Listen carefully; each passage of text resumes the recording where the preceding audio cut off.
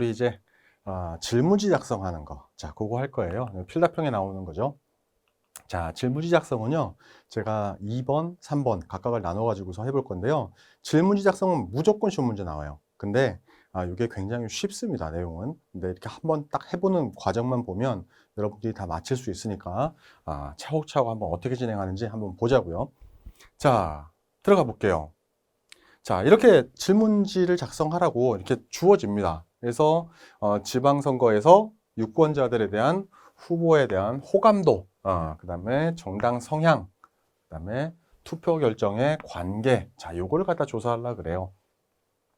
자, 근데 아래 참고사항, 자, 질문지는 항상 이렇게 참고사항들이 주어지고요. 요거를 갖다 여러분들이 반드시 숙지한 상태에서 질문지 작성에 들어가야 됩니다. 그래서 후보에 대한 호감도를 갖다가 여러 후보들이 있는데 어떤 조금이라도 더 호감이 가는 그런 후보가 있는지, 자, 요걸 조작화 했거든요. 그러니까 조작화한다라는 건 수치로 받아들인다라는 얘기죠. 측정을 할 때.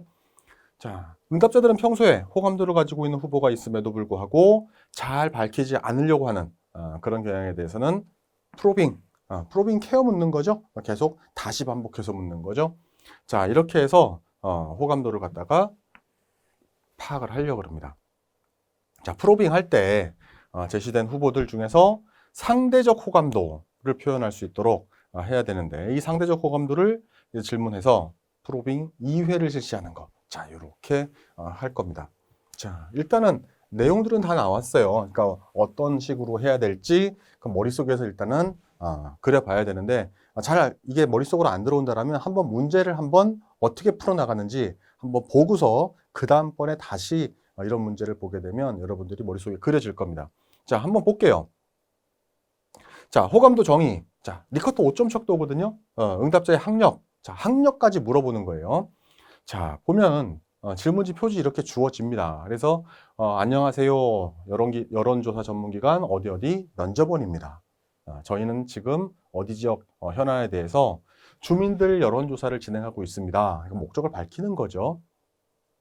자, 고객님께서 응답해 주시는 조사 결과는 통계법에 의해 철저히 보고가 되고 조사 목적 이외 다른 용도로는 사용하지 않을 것이다 라는 거 반드시 밝혀야 된다 그랬어요. 그래야지 응답자들도 안심하고 대답을 할 거니까. 그래서 바쁘시더라도 설문조사에 참여하여 협조해 주시기를 부탁드립니다. 자, 이렇게 해서 마무리를 짓습니다. 자, 첫 번째 문제들은 이렇게 보여집니다. 자, 귀하의 주민등록상 거주 지역은 어디입니까? 라고 해서 선택을 하도록 돼 있어요. 선택을 하도록 돼 있는 건데, 자, 두 번째 문제로는 지역을 선택했으니까 성별을 나타내라고 하고 있죠. 자, 그리고 이렇게 다음 문제입니다. 자, 선거와 관련하여 물어봐야 할 중요한 문항을 갖다가 작성하시오 라고 했는데, 연령대는 만으로 어떻게 됩니까? 자, 이렇게 주어졌다라면 여러분들은 어떻게 하면 되겠죠? 자, 선거를 할 수 있는 나이와 선거를 할 수 있는 나이, 그 나이대들도 우리가 확인을 해야 되잖아요. 그래서 이렇게 대답은 이렇게 합니다. 요 18세 미만이면 우리 투표권이 없어요. 그러니까 여기서는 끝 하고 마는 겁니다. 그리고 18세가 되면은 투표권이 생기죠. 그래서 29세까지 해서 딱 한 10년 정도로 끊었네요.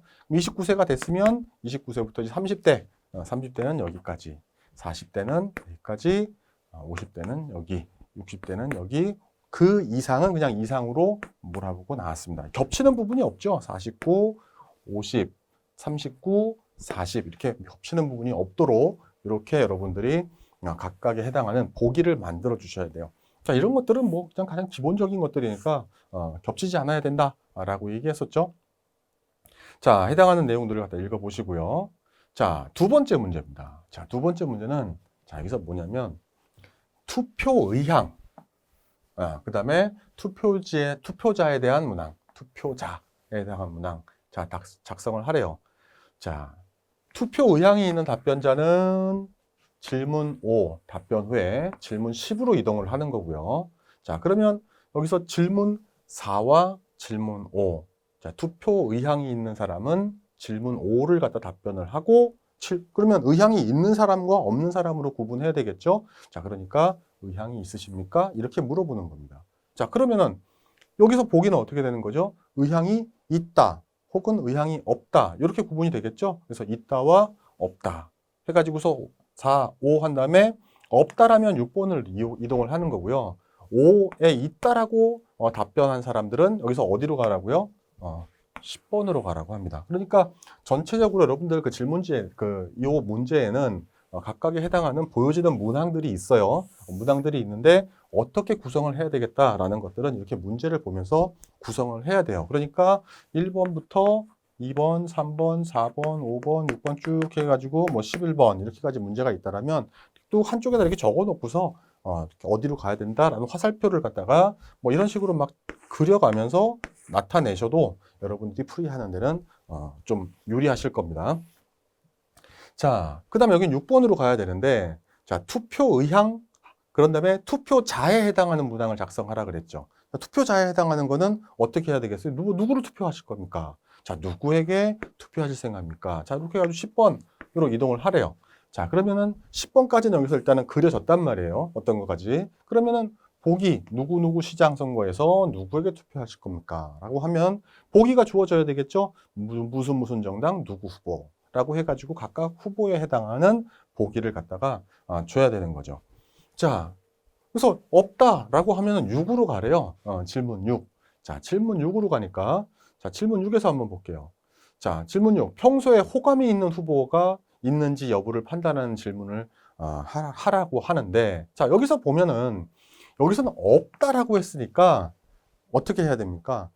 조금 더 없다 하더라도 그래도 의향까지는 좀 봐야 되지 않을까? 자, 한번 어차피 질문하는 거니까 거기까지 나가는 거예요. 그러면 6번에서 평소에 호감이 있는 후보가 있는지 여부를 판단하는 있다 없다 또 이렇게 뭐 하겠죠. 그러니까 평소에 호감이 가는 후보가 있었습니까? 뭐 이렇게 물어봐야 되겠죠. 그러면은 이게 뭐가 되는 거예요? 프로빙이 되는 거죠. 한 번 더 대답하기 싫은 사람한테 더 추가적으로 질문을 해서 끌어나가는 거예요. 자, 그러면 있다 없다. 자, 있다라고 그러면 다음 문항으로 가는 거고요. 없다라 그러면은 어디로 가요? 8번. 그러니까 6번 다음에 7번은 있는 경우에 어떻게 돼야 되겠다라고 가는 거죠. 자, 8번을 일단 킵해 놨어요. 그럼 7번 우리가 또 봐야 되겠죠? 자, 7번. 자, 호감이 느끼는 후보를 개방형으로 작성을 하래요.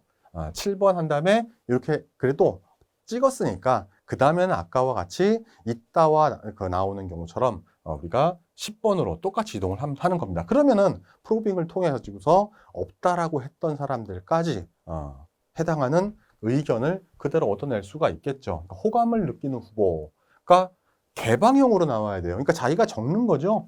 그러니까 7번에는 기하께서 평소에 호감을 느끼는 후보는 누구입니까? 라고 이렇게만 질문을 하면 자기가 쓰겠죠. 그거를. 자, 그러면서 우리 7번은 마무리가 된 겁니다. 그래서 그걸 썼다라면 그 다음에 이제 10번으로 움직이면 되는 거고요. 자, 자기의 생각을 자유롭게 할 수 있는 그런 질문이 개방형이라고 그랬었죠. 자, 그 다음에 자, 질문 6번에서 부정적으로 답변을 한 거.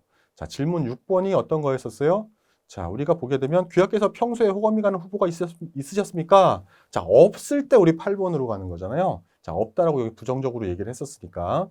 자, 이때 응답자에게 다시 한번 프로빙 하는 거죠. 조금이라도 가깝게 느껴지는 후보. 그러니까 조금 더 완곡하게 물어봤습니다. 자, 그런 후보나 정당이 있는지 해당하는 질문을 작성하시오. 이렇게 쓰니까 제시된 4명의 후보들 중에서 조금이라도 더 나은 후보가 있는지 그걸 또 다시 물어보는 거죠. 그러니까 조그만의 실마리라도 있다라면 그 응답을 갖다가 캐치해내기 위해서 8번까지 이렇게 구성을 했습니다. 자, 8번까지 구성을 했다라면 여기에서는 어디로 가야 돼요? 9번, 10번 이렇게 가야 되는 게 아니잖아요. 그러니까 여기서도 있다와 없다. 없다라고 얘기하면 질문 11로 가고요. 있다라 그러면 그 다음 문제로 가서 뭔가를 더 답을 얻어내야 되겠죠. 자, 그래서 9번에 가면은 자, 개방형으로 질문을 작성을 하시오. 자, 이렇게 돼 있는데 9번에서는 그러면 4명의 후보들 중에서 더 나은 후보라고 생각되는 후보는 누구입니까? 또 이렇게 해가지고 한 번 더 물어봤습니다. 자, 그런 다음에 우리 아까 5번에서도 그랬고요. 자, 7번에서도 그랬고 대답을 한 사람이 이제 10번으로 넘어와야 됩니다. 자, 10번 질문은 뭐였었냐면, 자, 5번, 7번, 9에서 선택한 후보에 대해서 어느 정도의 호감도를 가지고 있는지 5점 척도로 작성하래요. 5점 척도는 어떻게 해요? 아주 아니야, 아니야, 몰라, 좋아, 아주 좋아. 자, 이렇게 해가지고 5점 척도를 갖다 구성을 하면 되죠. 자, 어느 후보에 대해서, 그 선택한 후보에 대해서 어느 정도 가지고 있는지. 그렇다면, 귀하가 평소에 느끼는 호감도는 어느 정도입니까? 그러면은 얘기하겠죠. 아니야, 아주 아니야, 아니야.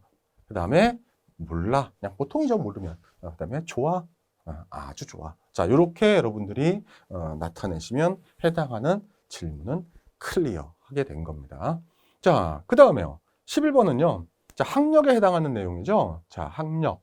자, 학력에 대한 질문을 정규 학력 구분에 기초하여 4등급 응답 항목으로 작성하시오. 이렇게 되어 있는데, 자, 학력은 보통 여러분들이 초등학교부터 생각을 하셔야 돼요. 그래서 학력은 어떻게 되십니까? 자, 이게 중요한 거고요.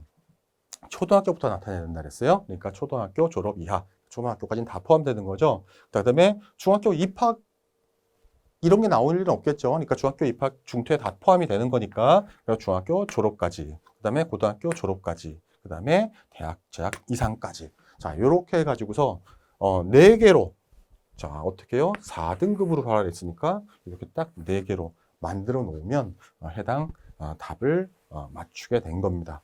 자, 이렇게 풀어나가는 거 생각하면 어렵지가 않죠. 그냥 하나하나씩 그냥 풀이를 해나가는 거니까요.